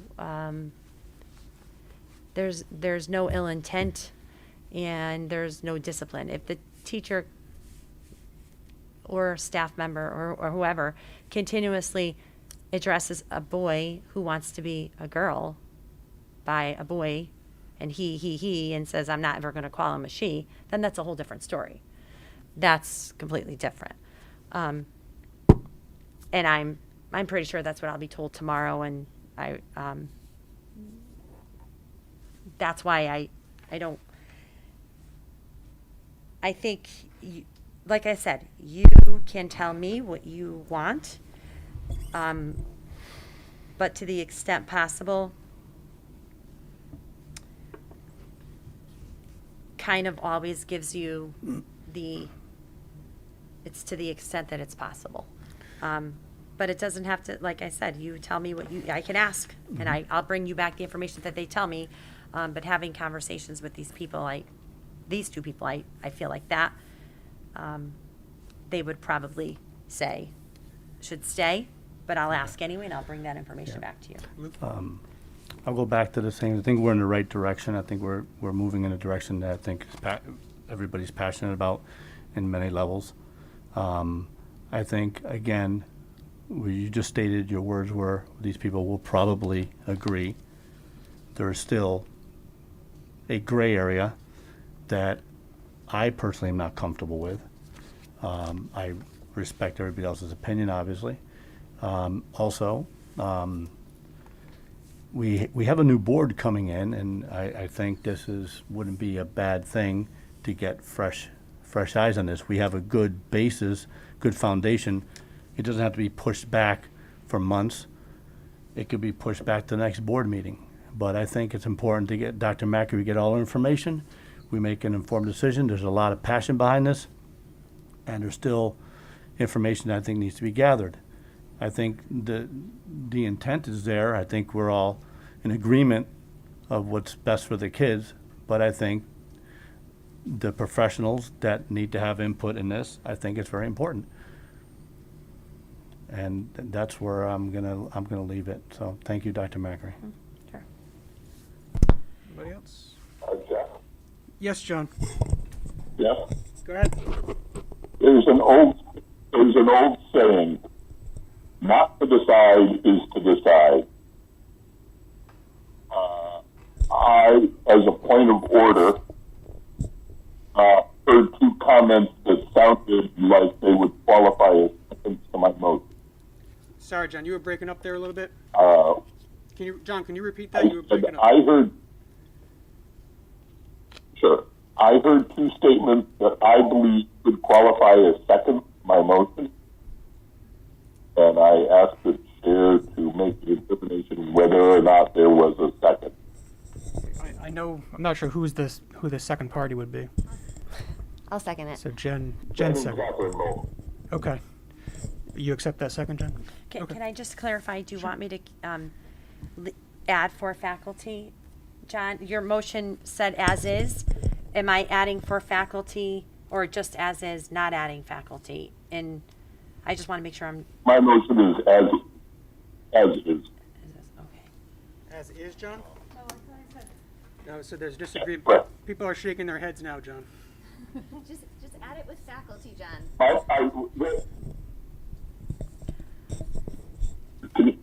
Can we read the paragraph again? please. So the paragraph reads, the intentional or persistent refusal to respect a student's gender identity, for example, intentionally referring to the student by a name or pronoun that does not correspond to the student's gender identity, is a violation of this policy. And the comment was to limit that so that it applies only to faculty, not students. Because I don't agree with limiting it to just faculty. Okay, so then there's a disagreement My on motion is as, Okay, so yep, and folks can vote for the, if we do have a second.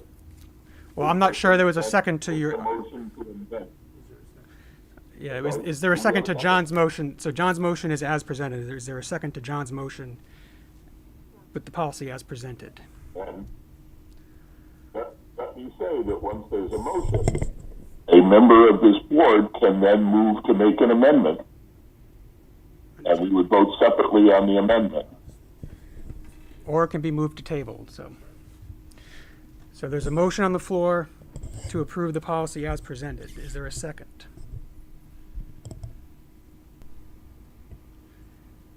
There's no second, John.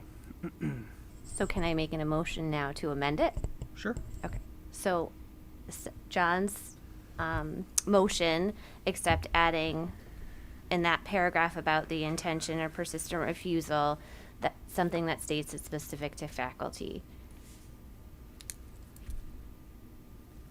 So there's a motion to amend John's motion so that the paragraph I read applies only to faculty and not students. Yes, John, go ahead. Let me correct you here. There is no motion to amend my motion. There is no second for my motion. Right. Ken has made a motion to approve something different from what I moved. So you need a second on that motion. Okay, so there's no second on your motion at all, and we don't need to do any action on it. That's correct.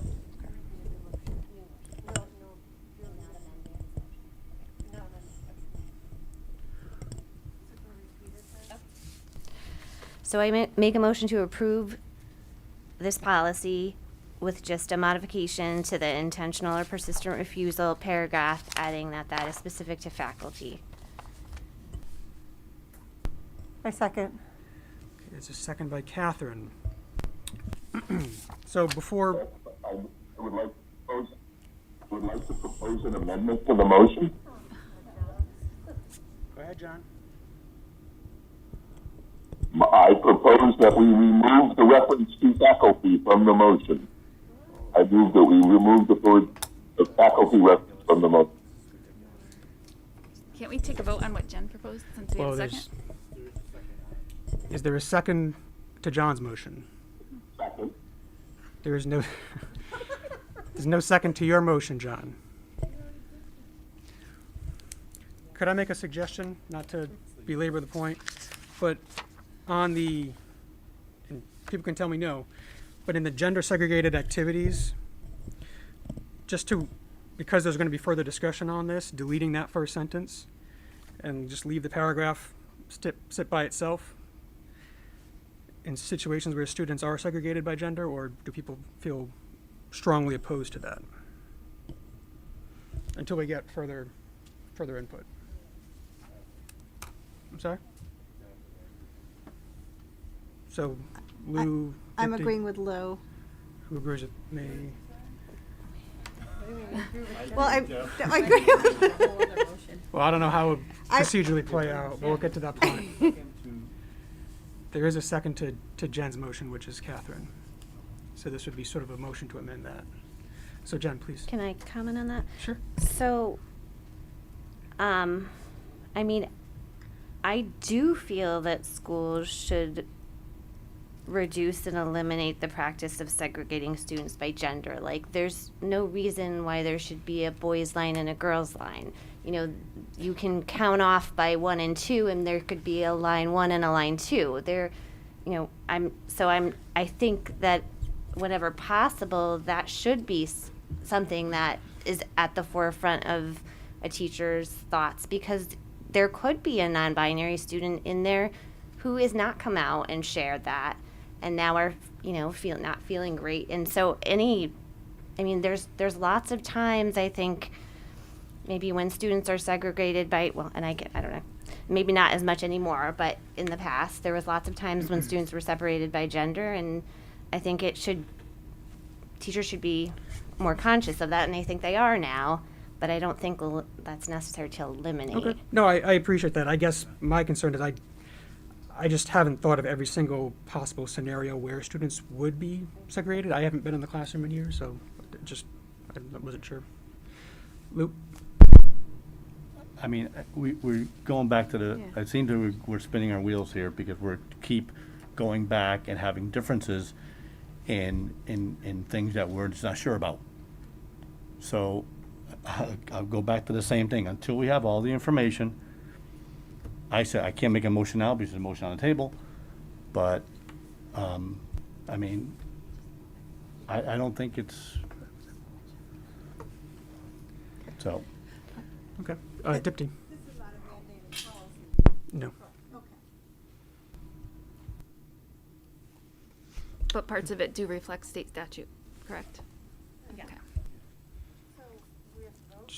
Well, there's a motion on the floor which has been seconded, so if there are no other questions or comments, we'll move to a vote. Sure.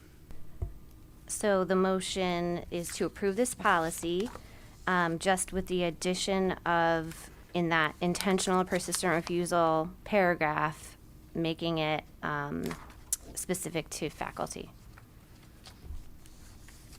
Is that clear, Lori? I offer more comment. Sure, John, go ahead. Go ahead. While it is not practical to believe that a second grader is going to intentionally do that, it is practical to believe that a 16-year-old would. And I think that 16-year-olds and 15-year-olds can be cruel, and that we need to send them a message not to be so. The response, John, is that it would And as be. a point of order, have you asked for a second for my amendment? What was your motion, John? My motion was to amend that to remove the reference to faculty. I'm sorry, I thought we did that already, but we didn't. So there was no second. You did not. I asked if you had asked for a motion for a second. I did, John, and there was no second. Okay, fine. Okay. Jen? John, the reason why we want to add faculty there is because we feel that while, yes, a 16-year-old certainly could do that, this policy seems to be more directed to faculty. That would be an instance of a 16-year-old bullying a student would be covered under the bullying policy. So that's why we feel this is more faculty related. And I appreciate it, and I understand that it will accomplish what you hope to accomplish. I wanted to send a stronger message, but I'm not gonna. We didn't catch that last part, John. Stronger message, got it. Okay. Duly noted. Okay, so there's a motion on the floor and there's a second. Any other comments or questions? If not, we'll move to a vote. No? Okay. All right. All in favor? Aye. Would do hand raise? Opposed? You're not opposed. So the opposition? Abstentions? So the motion carries 1, 2, 3, 4 to 3. So 5 to 3, sorry. Yes, he voted. John, you voted yes, right? I voted yes, absolutely. Yeah, okay.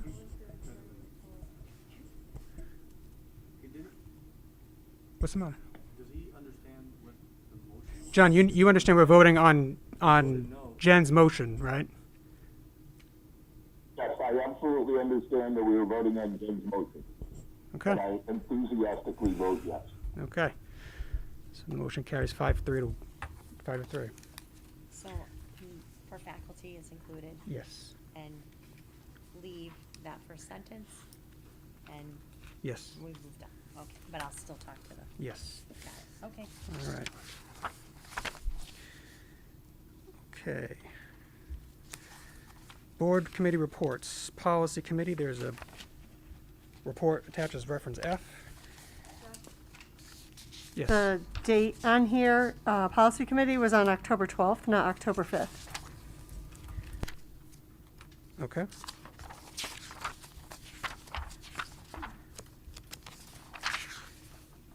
And facilities, there was a report attached as well, and there was a meeting today, correct? Anything to report? Just that we're hoping to meet and present to the town on November 10th at their next town council meeting. Dr. Macri, did you want to add anything to that? No, the presentation is pretty much done. I guess my question is, I will send the presentation to you to look at. If we do have a meeting, I'm sorry, hey, let me start this again. I would like to show you the presentation on November 7th before I present it to the town council, so that you see it before we go ahead. However, it is a little bit, it's about 15, 20 minutes, and you're going to, I'm hoping that you attend the meeting that night with me, so that we can all attend together. Would you like to see it ahead of time, or do you want me to just leave it off the agenda for the board meeting, send it to you, and you can ask me questions? It's very straightforward. It shows the piping. It shows all, the operational things that are just so expensive. I have pictures, information, and then I also have programmatic things that we could talk about. Which way would you like me to go? That's my only question.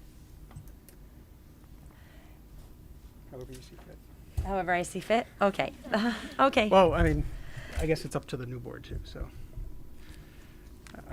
I mean, that's the 7th, so that's So not. our next board meeting 9th. is the 7th, and then the 9th. Oh, I'm sorry. 9th. Our next board meeting is the 9th. So that's gonna be before. The day before. It's just the day before.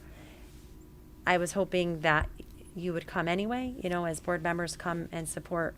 And I'll send it to you so you can look at it. It's really just outlining why we needed a new school operationally. I don't know, actually. They're not sure. Are they in session? Town I've council been going. meetings are live.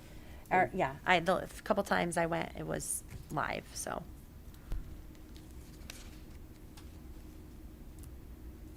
Okay. So I'll just show it the night of the Board of Finance. I don't think you're gonna have any objections, but I'll send it to you ahead of time, okay? Okay. Okay, topics for future agendas. Note, nothing to add today. Is there a reason there's nothing for December? Probably budget, I would assume. We spend a lot of time on budget, but we also are going, when are we doing data? November. Okay, so we have data presentation in November. December, we start talking about budget. But we do have a meeting in December. We do. Okay. But you can cancel it if, if you see fit.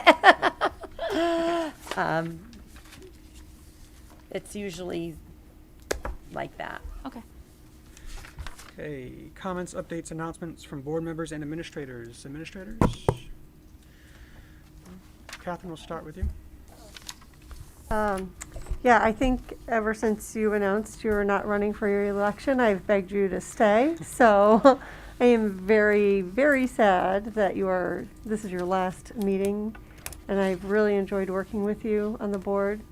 And you could maybe change your mind again. I don't know. I'm never going to give up. And Lou, thank you for stepping in such a trying time for everybody. And I wish you the best of luck. I've enjoyed working with you, and I wish you the best of luck in your upcoming election. So, yeah. Thank you, Catherine. Dipti? Again, I'd like to wish both of you good luck for the future of your election, and it was great working with you for Thank you. the last couple of years. Appreciate it.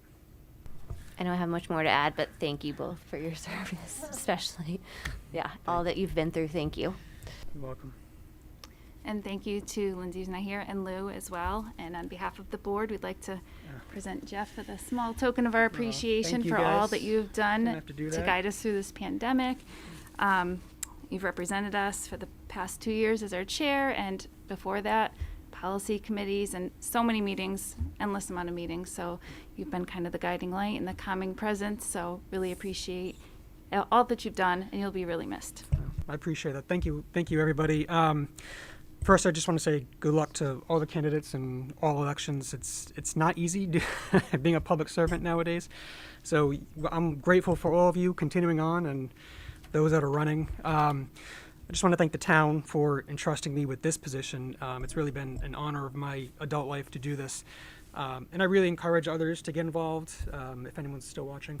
I've learned so much, and both just how the town and the schools operate and meeting new individuals. But, for me, I think the biggest thing sitting in this chair, which is not something I was ever angling for, was just like learning empathy, I think is the best way to say it. I've really learned to see both sides of the equation. And I think that's made me a better parent, husband, and a lawyer too, to be honest. So I want to thank all board members I've served with, past and present, including everybody sitting right here. I hope you feel I've been fair and never stifled anybody's voice or debate. I really tried to have this be a fair and open process. So thank you again for listening to me and putting up with me. Thank you to Dr. Macri and the administration for being patient with me, because, I didn't realize I would be stepping into this position, but there was a steep learning curve, and I appreciate everybody just being patient with me as I got up to speed. And finally, thanks to my wife and kids. When I was first elected, I had a 1-year-old, and now he's 9, and I have a 4-year-old. So I missed a lot of bedtime routines, and they never complained. So they always had my back, including my wife, who's a teacher, who, when I first ran, she said, "What do you know about education?" So I, as a lawyer, I said, "Well, it's a clean slate. I can start fresh." So she was always my support, and was always there when I needed to bounce an idea off of her. So thank you. And I'll shut up so we can all go home. And maybe I'll come to a board meeting and do public comment, but don't count on it. But don't count on it if you have me back. So thank you again. John, you're on the line. I don't want to forget about you. You're on the line, John. Go ahead. So for those colleagues who are voluntarily leaving the board, I want to thank you for giving me the opportunity to serve with you. It has been a pleasure. And for those who are up in the air about whether they're going to be on the board, I wish you the best of all possible luck. And